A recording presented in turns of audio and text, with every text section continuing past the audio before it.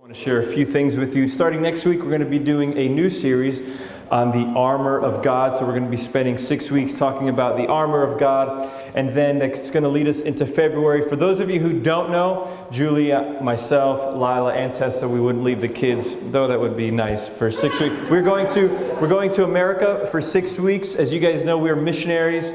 And so what that means is we have to fundraise, and we're supported financially because of what people give in donations from America. And we were actually supposed to be back home in October, but we were just where the church is, we said, you know what, we want to extend for another 2 or 3 years. So that means we just have to go back in shorter stints. Instead of leaving for a year, we're going to go back for about 6 weeks, raise money, come back, and buy a $10 million building. That's what we're going to do. No, that would be awesome. Unless of the Lord, it's probably not going to happen. But then that's going to lead us after those 6 weeks. We're going to be taking those last 2 weeks in February and doing a 2-week series on prayer. And then throughout the month of February, if you were here with us last year, we took the entire month of February and opened up the office doors 5 days a week. And we had different days of prayer. We had days in the morning, days in the afternoon, and times in the evening. We try to spread it out throughout the month. And if you were here, it was just an amazing, amazing time. And if you've watching God just grow the life of Bridge Family Church, I have to know, and I want you to know this and understand this. It's not because of what we're doing, though we will continue to work hard, but this is in response to how faithful and what God is doing. It's because we took an entire month and dedicated it to the Lord, saying, God, this is your church, this is your city, these are your souls. We want you to do something with the connections here. And that time of prayer, that month is so powerful. So we're finishing off our series today called Christmas Season Generosity. If you do a Google search, some of the few definitions or meanings that come up on Google of generosity, here's one that says this: generosity is being a godsend to people by giving them your house, meals, or drinks. The next one is this: generosity is a quality that's a lot like unselfishness. Someone showing generosity is happy to give to or share time, money, food, or whatever with others. And here's the last definition. I love this one. It says generosity is a quality like honesty and patience that we all probably wish we had more of.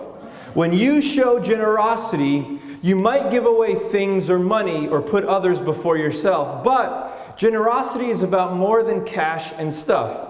When you're forgiving and gentle to people, you show generosity of spirit. If you give others help or credit, that shows generosity. The world would certainly be a better place if more people showed generosity to others. So it's called Christmas Season Generosity, and we are a church that will choose to be generous, because generosity is a choice. And our generosity first and foremost comes because we understand that God gave us everything when He generously gave us His Son, Jesus Christ. So our generosity should be a result and in response to God's great generosity when He gave us Jesus Christ. So it should be like this. You should be thanking God, saying, God, I thank you so much because I'm a sinner, and yet you saved me. I screwed up today. Anybody screw up today? I'm sure I have at least 10 times today. But yet, Lord, you forgive me. Jesus, you don't give up on me. Thank you, Lord, because this week I let fear control me a little bit. Or I got upset at something really silly. Or I let anger take control over me. And in that anger, I sinned. Or maybe I even gave in to a major sin. And I feel like a failure. But God, you still love me. When you get to know God for who He is and what He's given to you, generosity is going to pour out of your life because it's in response to the greatest generous gift that He can give us in Jesus Christ. And so our prayer is, Lord, show us how to be generous. Show us, Lord, how we can be even more generous. And we've called this Christmas Season Generosity, but I hope you realize that generosity shouldn't just be limited to the Christmas season. It's so much more than that. I'm such a proud dad. I love my daughter Lila. She's awesome. And that's her screaming. She's so fun. And yesterday we were watching My Little Ponies. And I didn't think I'd ever watch My Little Ponies or even play My Little Ponies. But with a 4-year-old daughter, you play and I enjoy it so much. And the episode yesterday, this monster loses half of his mustache. So the monster is sad, the monster is crying, and one of the little ponies cuts off his tail and gives it to the monster to kind of put on the other. It was so weird, and you have to have I don't know what these guys are on when they're writing these cartoons, but it's definitely freaky. And I said, I'm going to take a God moment here. Yes, it's just My Little Ponies. It's very magical, and my parents never let me watch My Little Ponies. But I said, I'm going to take this opportunity. And I said, Lila, that little pony just shared. And you know what she said to me? She goes, just like in church, Daddy, generosity. And I was like, she sat in the service once last week, and I was like, yeah. And it just reminded me, that's why I love to preach in themes and usually monthly sermon series, because it's a point, even though we know it, sometimes it takes us time and time over and over again to understand it. And I said, Lord, this has to be our theme as a church and as a Christian, because our generosity will have people turning their heads. And our generosity is going to have a great impact in our city. And not just at Christmas, or not even when we feel like it, but every day, all year, praying and asking God to give us opportunities to be generous. I was reading a story in the news yesterday. Over this Christmas season, people mostly, a lot of times are super generous during the Christmas season. And so there was a lady in North Carolina, over on the East Coast. She was a waitress in Olive Garden. I love Olive Garden. I'm going to go back in 6 weeks, and it's going to be one of my first stops. Great Italian food. It's amazing. And so I stop at Olive Garden, and the lady has a bill. It's about a $75 bill. It's about 50 pounds. And she gets the receipt back, and they pay with the credit card, and they left her a $1,000 tip, so about 650-pound tip. So the lady first thought it was a mistake, because there was only one with three zeros, so she thought it was $10 maybe. But when you add it up, it was $1,075. And so what she did, obviously she's super grateful. She actually paid for the next elderly couple meal that was there. And then she gave some money to the Salvation Army at the local mall. And at the bottom of the receipt, it's on the internet, it says, God bless you. Because whoever gave this, who wanted to remain anonymous, knew that because of what God's done and the generosity of the Lord, that woman wanted to be generous as well. And when you think about this lady who received this $1,000 gift, and she began to give away, and she began to bless somebody else. Generosity breeds generosity. Or in Christians, generosity should breed more generosity. And what's even more special, and what's even has a greater impact, is generosity done in the name of Jesus makes all the difference in the world. And it gives us a great opportunity for us to influence our city. Christmas season, generosity. As we close out this year, it's my last sermon of 2015.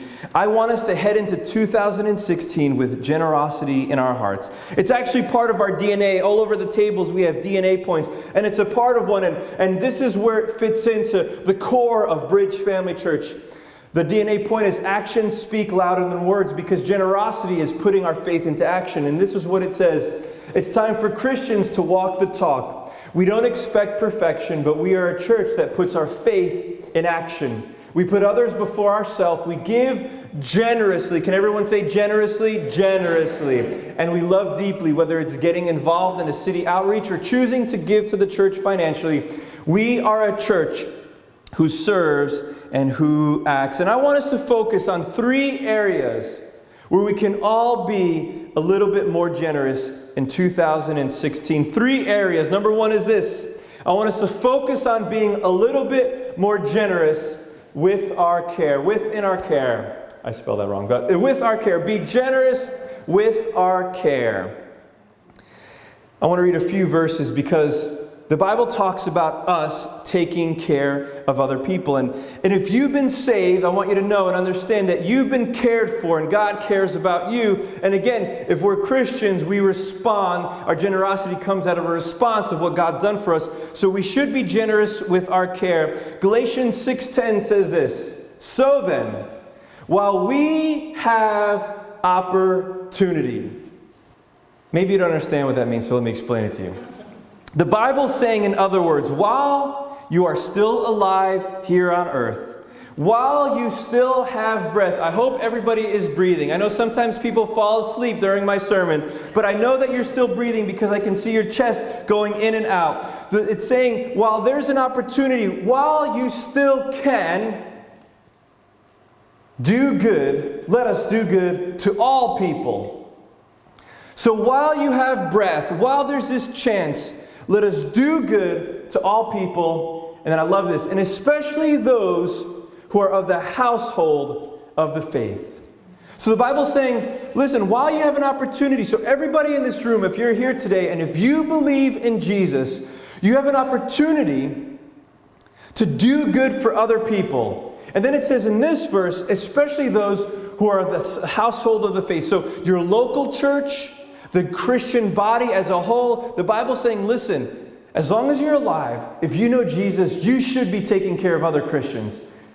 It should be happening. Take care of other people. Here's another verse, 1 Timothy 5:8. It says, but those who won't care for their relatives, especially those in their own household, have denied the true faith. And such people are worse than unbelievers. So here in Timothy, it's saying this, that if you don't care or won't care for your relatives, especially those who are in your own household, you have denied the true faith, and such people are worse than unbelievers. So if you don't take care of family, if you don't take care of, not just, maybe you have family that lives at home but further away, then you're worse than an unbeliever, because we should be caring for other people. Next verse is this in James 1:27. Pure and undefiled religion in the sight of our God and Father is this, to visit orphans and widows in their distress and to keep oneself unstained by the world. So in those three verses, we see a few things. We see that God's saying, take care of the church, take care of your family, and take care of orphans and widows.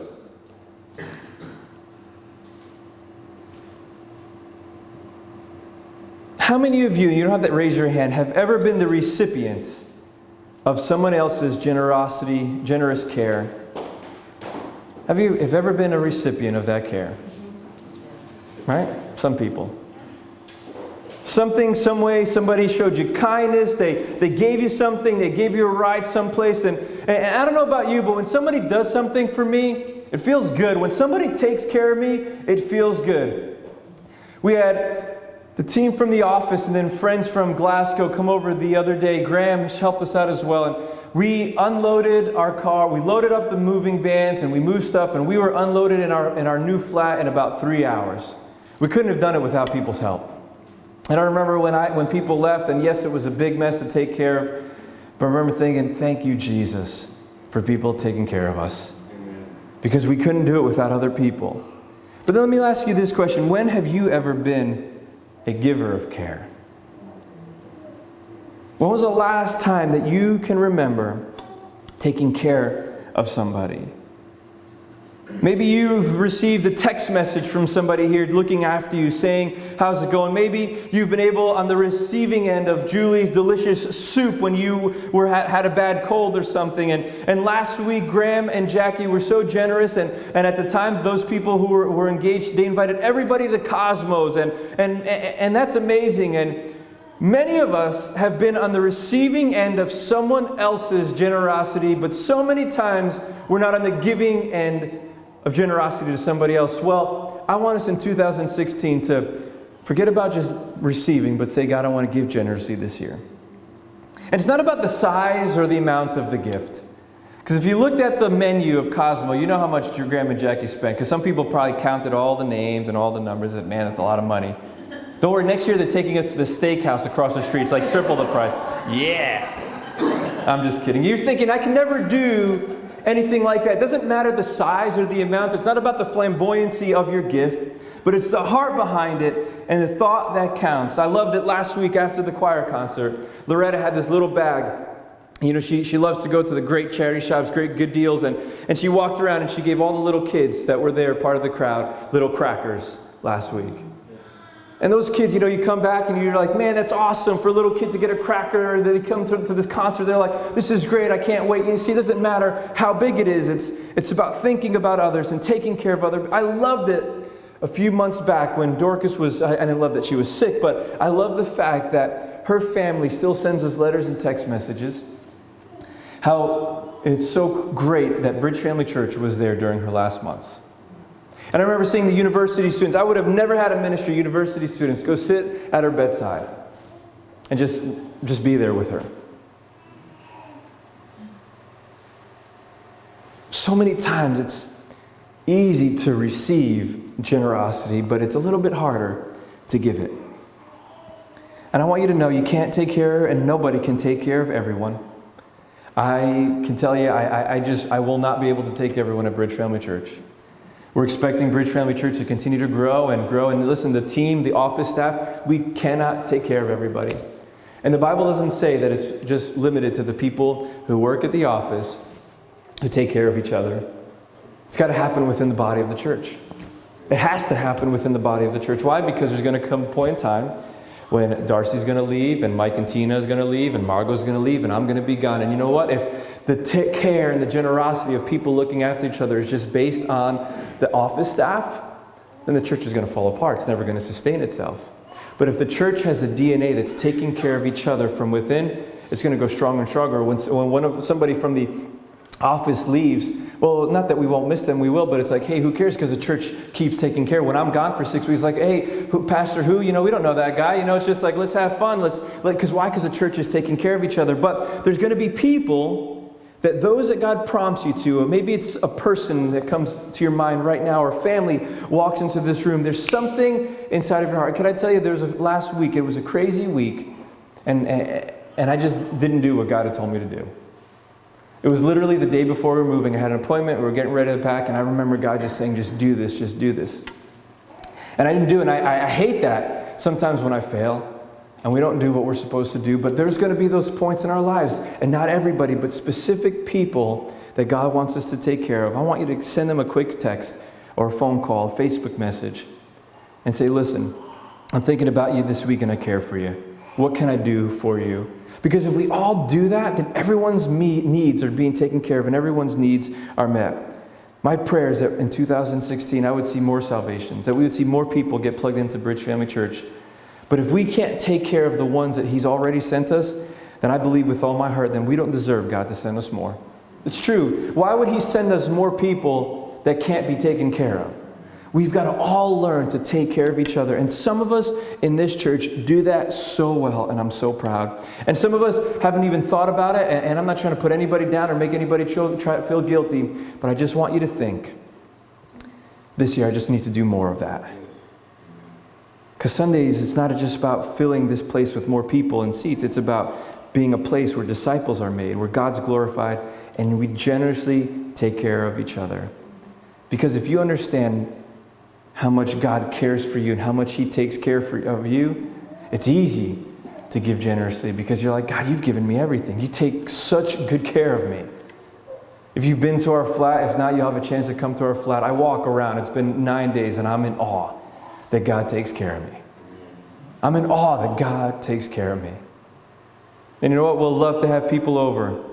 We'll love to have people, and I don't like people spilling, but I'll get over that, and but that's okay because it's a home, and you know what? We want people to feel comfortable. We want people to know that, hey, this home is a ministry home. You're welcome here. Stop by anytime. Just send me a text message so I know. Next thing is this. Be generous with our time. Be generous with our time.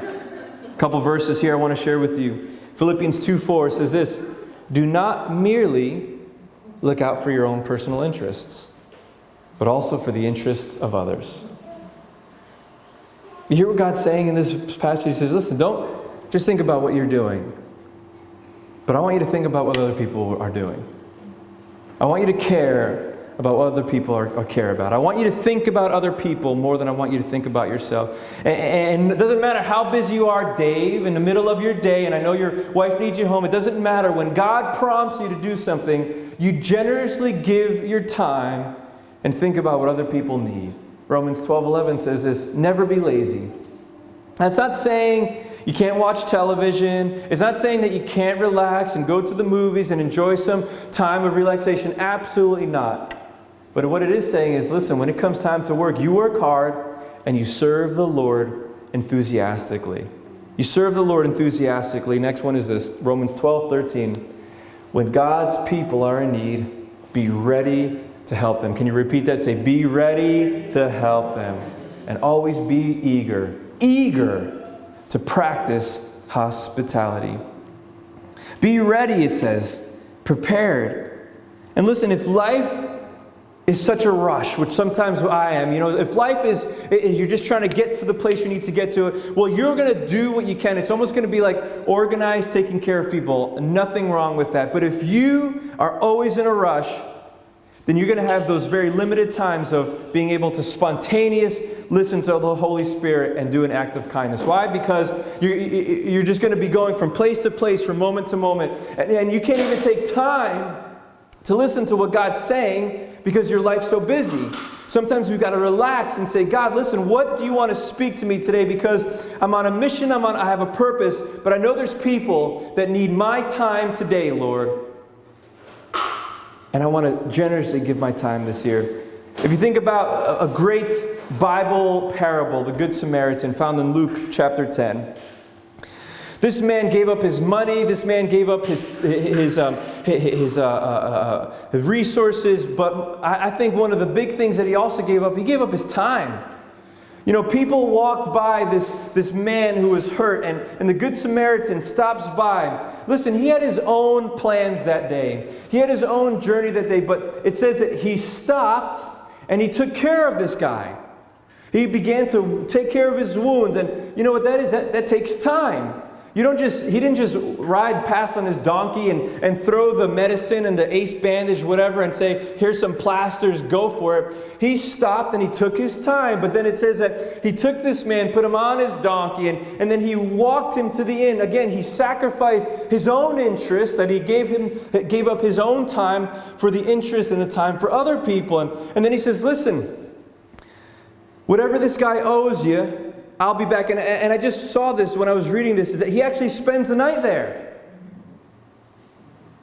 When was the last time you spent the night for somebody else to take you? You said, listen, I want to sleep in my own beautiful, comfy bed, but somebody else needs me, and I'm going to give up my time. I'm going to give up my comfort of my sleep, of my home, and I'm going to take care of somebody else. And this is what the Good Samaritan, he gave up his time over and over again in this one instance.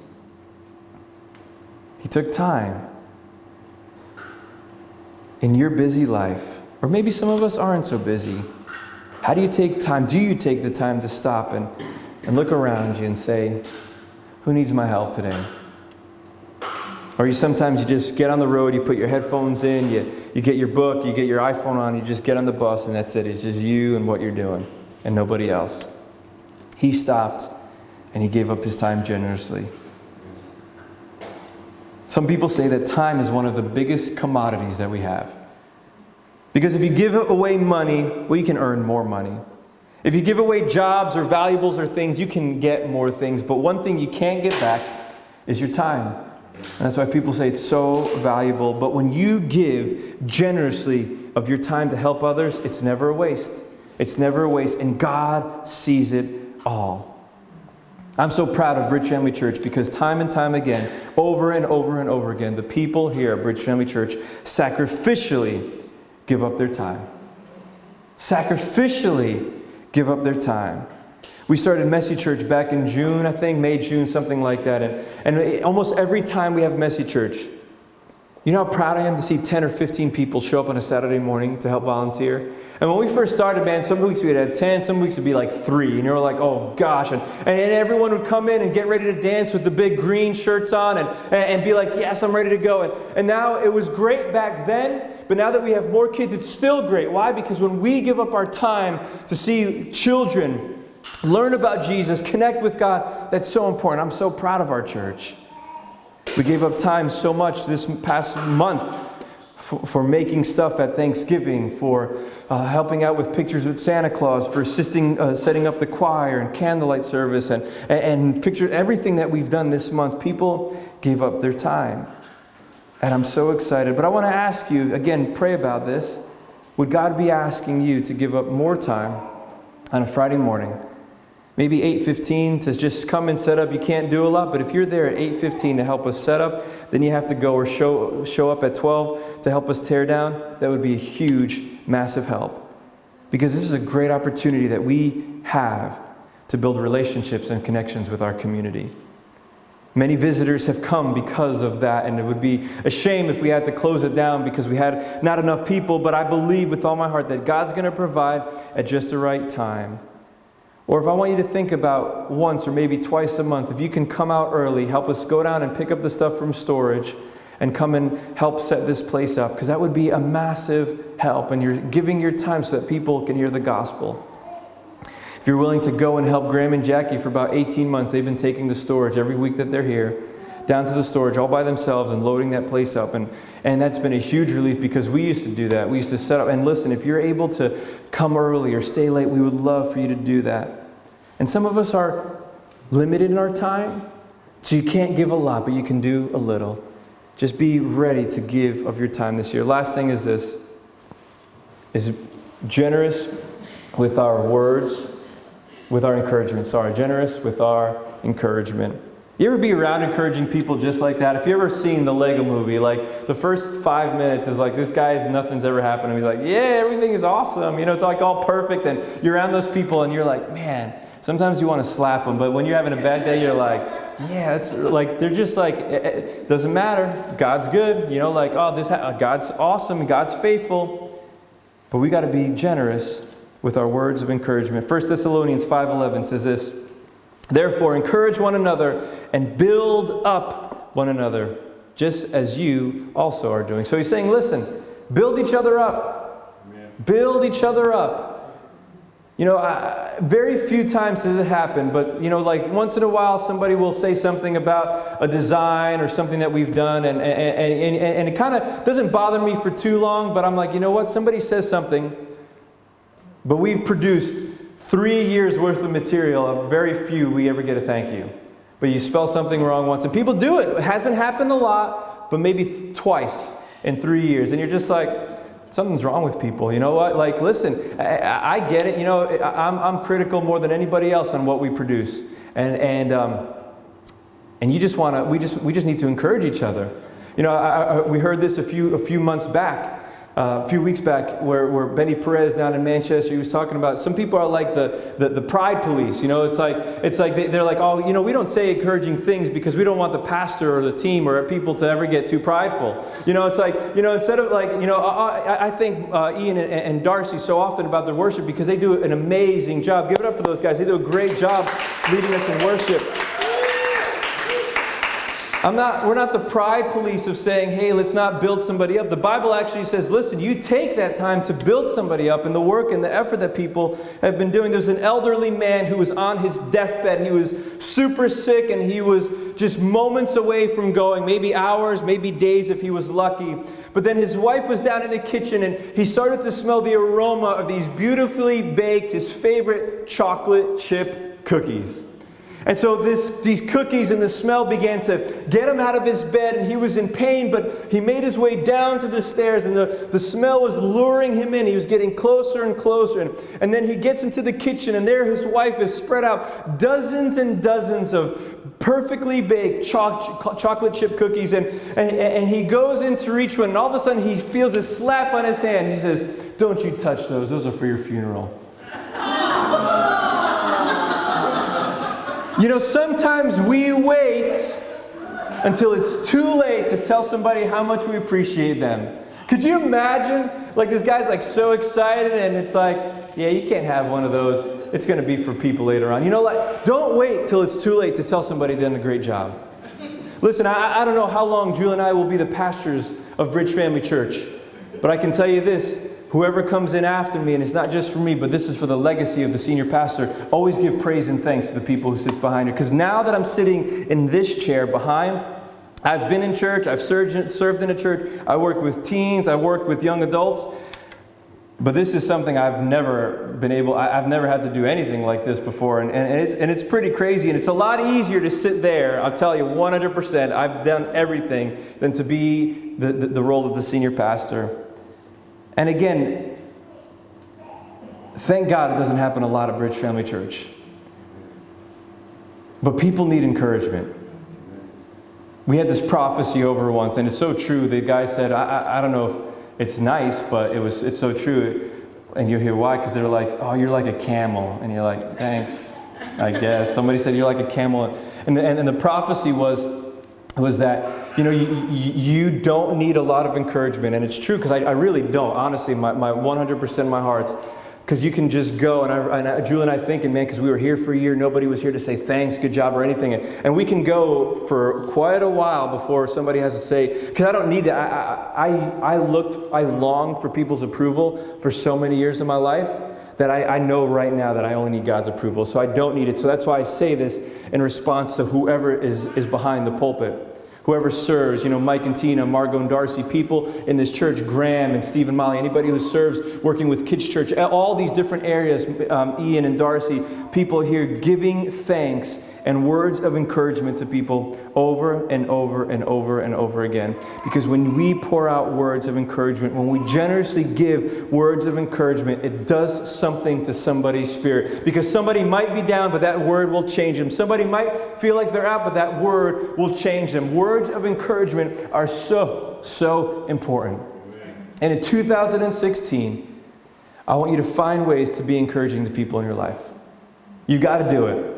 And I'll tell you, it's not easy all the time. Because again, we have these concepts or ideas, or we want, I don't want people to get the wrong impression, or, whatever it is. But break that and say, God, I want to be somebody who's an encourager to other people. Amen. Let us use words and build one another up according to what the Scriptures say. Christmas season generosity. I want us to be so generous this year.